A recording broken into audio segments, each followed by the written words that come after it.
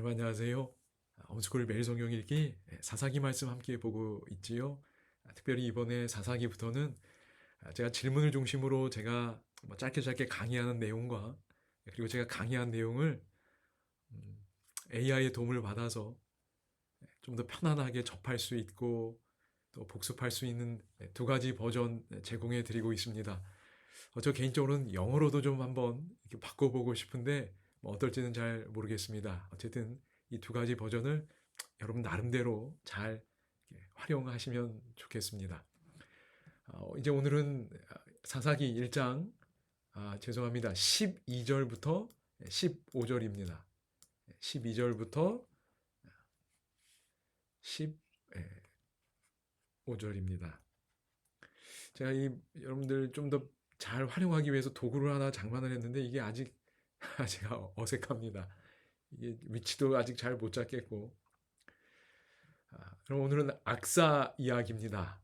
또 이 악사 이야기를 통해서 또 우리 각자에게 주신 하나님의 음성, 그 의도를 제가 뭐 다 일일이 말씀드리지 못하더라도 여러분이 계속 그걸 생각하면서 하나님의 의도가 내 마음에 느껴지는 경험들을 하시면 좋겠습니다. 그럼 악사 이야기 하기 전에 지난 시간 내용 기억나시지요? 어떤 씨앗이 좋지 못한 씨앗이 숨겨져 있던 걸 보게 됩니다. 그게 이제 결국 나중에 다 자라나게 됩니다. 근데 여러분 아시듯이 베색에서 전투를 했지요. 근데 그 다음에 헤브론도 또 점령을 합니다. 그러니까 다시 말해서 제가 사사기를 공부하면서 제 마음속에 참 강하게 와닿았던 건 그럼 겉으로 보면 성공을 합니다. 그치요? 성공한다고 해서 나에게 문제가 없다 이거 아니라는 겁니다. 그러니까 성공하면 문제가 없다 이게 절대 아니라는 거예요. 그럼 하나님은 우리의 많은 문제들에도 불구하고 우리가 하나님의 일을 이룰 수 있도록 도와주십니다. 그런데 그게 내가 괜찮다 이런 거 아니라는 거예요. 그러니까 좀 계속 정복 전쟁 승리합니다. 그런데 이미 그 안에 문제가 있을 수 있다는 거예요. 그러니까 늘 우리를 살펴야 합니다.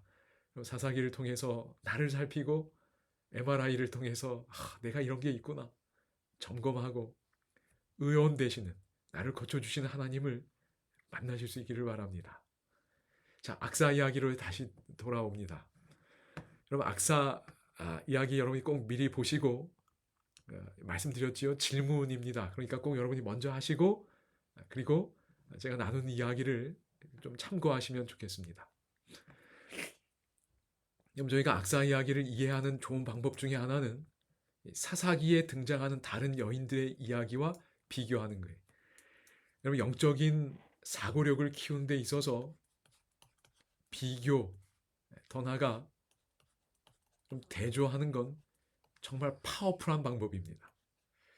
저도 이게 연습이 충분하지 않지만 성경뿐만 아닙니다. 뭔가를 배우고 내 생각을 전달할 때 대조의 방식을 쓰는 건 굉장히 유용합니다.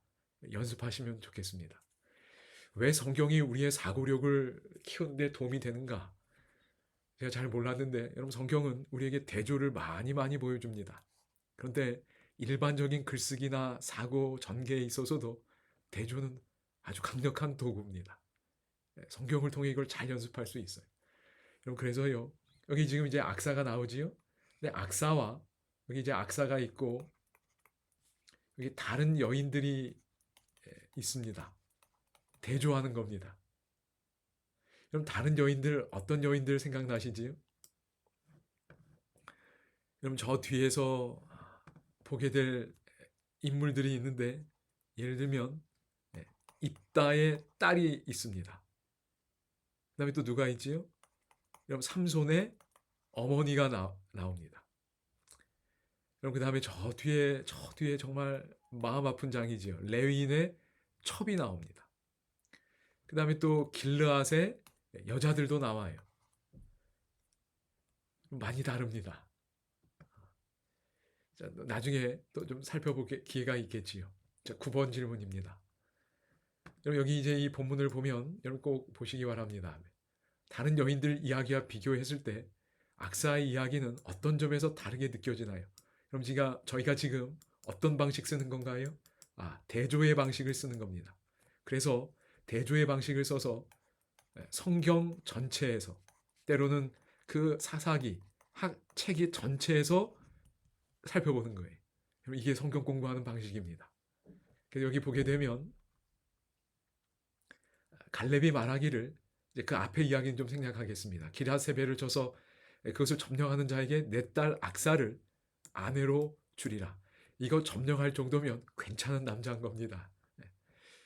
그래서 악사를 주겠다는 겁니다. 그때 누가 이 제안에 응하게 됐나요? 맞습니다. 온니엘. 갈렙의 아우 그나스의 아들인 온니엘이 점령하고 악사를 아내로 맞이하게 됩니다. 그런데 여기까진 갈렙이 말한 거고, 그 다음에 온니엘이 행동한 거예요. 남자들의 말이고 남자들의 행동입니다. 그런데 여기 이제 악사가 주인공으로 나옵니다. 악사가 그에게 청하여, 아마 남편에게 청한 것 같아요. 자기의 아버지에게 뭘 구하자고요? 밭을 구하자. 굉장히 적극적인 모습입니다. 그리고 어떻게 또 하지? 내가 여기서 내립니다. 내려서는 갈렙에게 갑니다. 그러니까 갈렙이 뭐라 그래요? 딸아, 내가 무엇을 원하느냐? 아니, 자기에게 오니까 할 말이 있는 거잖아요. 그래서 15절에 뭐라 그러지요? 아버지요, 내게 복을 달라고 이야기합니다.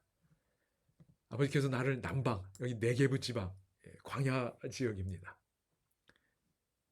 내가 이제 아래로 내려가는데, 척박한 환경으로 가는데 샘물을 달라고 이야기합니다. 그러니까 갈렙이 딸의 요구에 따라 윗샘과 아랫샘을 더 넉넉하게 주는 장면입니다. 이게 이런 게 왜 성경에 기록되어 있을까? 이게 오늘 나랑 무슨 상관일까? 저희가 이렇게 생각할 수 있지요. 하나님이 이 기록을 남기신 데는 의도가 있습니다. 제가 앞서 의미와 의도를 좀 구분해서 말씀을 드렸어요. 하나님이 어떤 의도를 가지고 우리에게 어떤 말씀을 주시는 걸까? 여러분, 이제 좀 보겠습니다. 여기 앞서 나왔던 이 사람들, 입다의 딸, 삼손의 아내, 레인, 첩, 길라앗의 그 여인들, 여러분 어떤 차이가 있지요? 그럼 여기 내 딸 악사라고 되어 있지요. 여기도 그의 딸 악사, 여기도 악사. 그런데 여기 여인들은 이름이 없습니다. 그럼 뭐가 없다고요? 이름이 없어요. 그러니까 사사기의 이 앞장에 나오는 이 악사는 이름이 있어요. 다른 여인들은 이름이 없습니다. 첫 번째 뭐라고요? 악사는 이름이 있어요. 그러나 다른 여인들은 이름이 없습니다. 이름이 없다. 오늘 다 우리가 이름을 가지고 살아가지요. 내 정체성입니다. 그런데 다른 여인들은 그렇지 않다는 거예요. 물론 정도의 차이는 있습니다. 특별히 레위인의 첩, 길라앗의 여자들 이름이 없어요. 삼손의 어머니가 이름이 없는 건 또 어떤 의미가 있으리라 생각이 됩니다. 나중에 또 보겠습니다. 그런데 악사는 이름을 가진 중요한 주체라는 겁니다. 그럼 그 다음에 두 번째, 여러분 악사는 앞서 본 것처럼 말을 합니다. 그치요? 남편에게 이렇게 합시다. 밭을 구합시다. 그리고 아버지에게 가서 또 말을 해요. 요청합니다. 말하고 요청하고 행동합니다. 굉장히 적극적인 거예요. 주도적입니다. 여러분 이런 모습은 남성이 주도권을 가진 고대 사회에서 뭐랄까 좀 더 특별한 모습 같아. 근데 이런 긍정적인 모습이 저 뒤에 가면 붕괴되는 겁니다. 그래서 약자인 여성들이 어떤 취급을 받는지가 나와 있는 거예요. 하나님의 나라는 원래 이래야 됩니다. 이게 하나의 악사의 이야기가 기준 같은 거예요. 그런데 그 기준이 무너진 걸 보게 됩니다. 그래서 하나님 나라에서 여성들이 어떤 역할을 해야 되는지 이렇게 보여주고 있다고 생각이 됩니다. 이게 하나님의 의도라고 생각이 됩니다. 10번 질문으로 갑니다. 여기 1장 14절 15절 악사의 그 행동과 말이지요. 만약에 악사가 아무 말도 하지 않았다면 여러분 그 가정은 어떤 삶을 살게 되었을까요? 여러분 말하지 않았어요. 아버지 밭 달라는 이야기, 또 특별히 악사가 직접 샘물을 달라고 그랬어요. 여러분 남자들은 좀 더 큰 거 이렇게 생각하잖아요. 여러분 갈렙은 뭐에 이야기했지요? 정복 이야기했습니다. 그치요? 어느 땅을 정복하면 기라세벨 정복하면 내 딸을 아내로 주겠다. 그리고 실제로 온니엘은 죄송합니다. 온니엘은 어떻게 했지요? 네. 그걸 정복합니다. 바깥일이에요. 좀 뭔가 거대해 보이고 큰 일입니다. 그런데 여성인 이 악사는 어땠지요? 밭을 구하고 샘물을 구했어요. 여러분 정복했다고 해서 그냥 살 수 있는 거 아니잖아요. 우리가 살아가는 데는 이런 삶의 조건들이 필요합니다. 좀 더 섬세하고 좀 더 구체적이고 디테일한 면에 있어서 이런 여성들의 생각 또 손길이 필요한 거지. 이런 것들이 잘 조화될 때 하나님께서 더 아름다운 공동체를 이루며 살아갈 수 있다고 보시는 것 같아요. 그래서 오늘 우리 공동체에서 신앙 공동체, 가정 공동체에서 이런 역할들이 조화롭게 잘 이루어지면 좋지 않을까 생각해 봅니다. 특별히 악사가 뭘 구했지요? 샘물을 구했습니다. 그래야 그 척박한 환경에서 살아갈 수 있습니다.